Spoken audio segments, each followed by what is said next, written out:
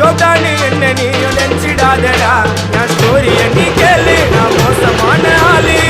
நான் உன்னை சாவடிச்சா இன்னைக்கு பாலு உடருந்து துரோகம் பண்ணா குடும்பத்தோட கொத்தி